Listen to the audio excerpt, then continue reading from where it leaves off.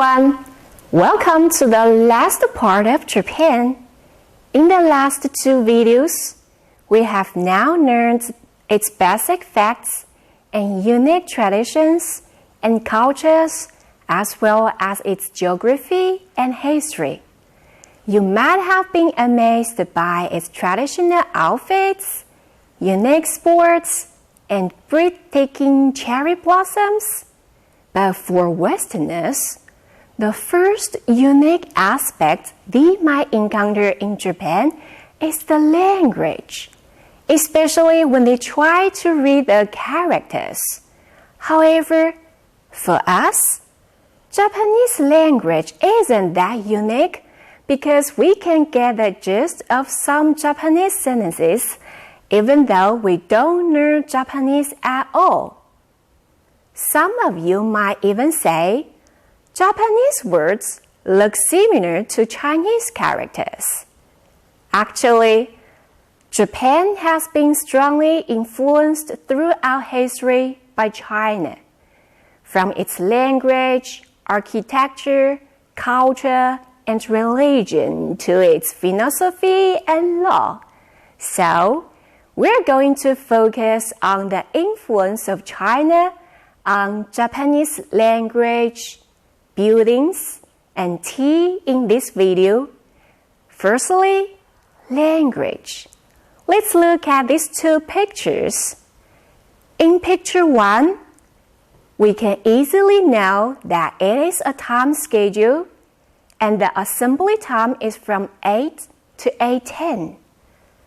In picture 2, we can know that it's medicine for a cold and how many pills different age groups should take at a time. Why can we understand these two pictures while we don't know a word of Japanese at all? That's because we can just read the traditional Chinese characters on them and get the gist. Actually, around 60% of Japanese words are from Chinese characters. That's the reason why we can understand these pictures. As a matter of fact, Japanese students are required to learn at least 2,000 kanji before high school. As you can see here, kanji are a set of logographic characters from Chinese script which form a major part of the Japanese writing system alongside the Japanese syllabic scripts, hiragana and katakana. Now, you might wonder why there are so many Chinese characters in Japanese. It's around 2 hours by air from Shanghai to Tokyo. So, Japan is quite close to China. Lots of Chinese products were brought to Japan during the process of trading goods. So, Chinese characters were brought to Japan through these exchanges and communications in early history.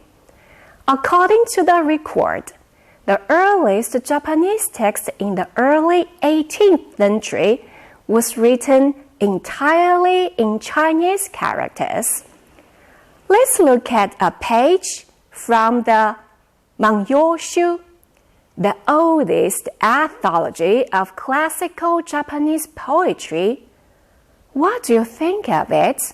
They do look like Chinese characters, don't they? Actually, the modern Japanese writing system uses a combination of kanji and kara. The Japanese term kanji for the Chinese characters literally means Han characters. It is written with the same characters as in traditional Chinese. Although some kanji will have a similar meaning and pronunciation as Chinese, some can have very different meanings and pronunciations as well. For example, Chen, this character, meaning always in both Chinese and Japanese, is pronounced makoto or sei in Japanese, but pronounce the chen in Mandarin in Chinese. Japanese kanji or Japanese words have also influenced and been borrowed by China, Korea, and Vietnam in modern times. Words like 哲学, 民主, 电子 are known words from Japanese, so sometimes the pronunciation is quite similar. For example, the word for telephone, 电话 in Japanese, is articulated as 电话 in Mandarin in Chinese. We can see Japanese language has been significantly influenced by Chinese.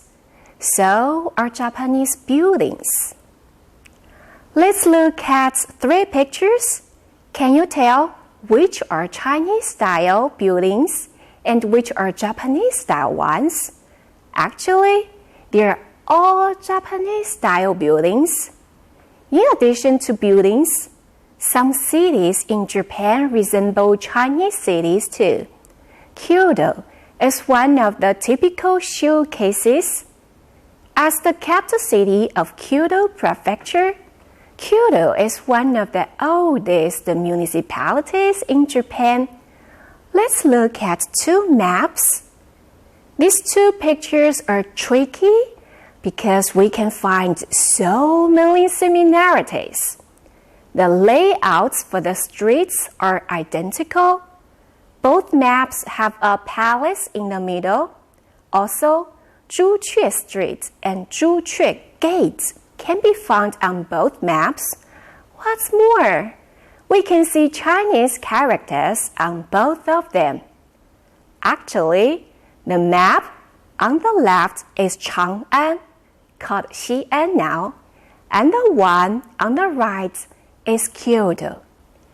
As a matter of fact, Kyoto was arranged in accordance with traditional Chinese philosophy, following the model of the ancient Chinese capital of Chang'an. After Japanese language and architecture, let's finish by looking at tea. In the 6th century, tea, along with language and architecture, was first introduced to Japan from China. During the 8th century, tea was a luxury available only to noblemen and priests. By the end of the 16th century, tea finally gained its wide popularity in Japan. Now, Japan produces almost all types of tea except for yellow tea. Green tea is the most popular type in Japan.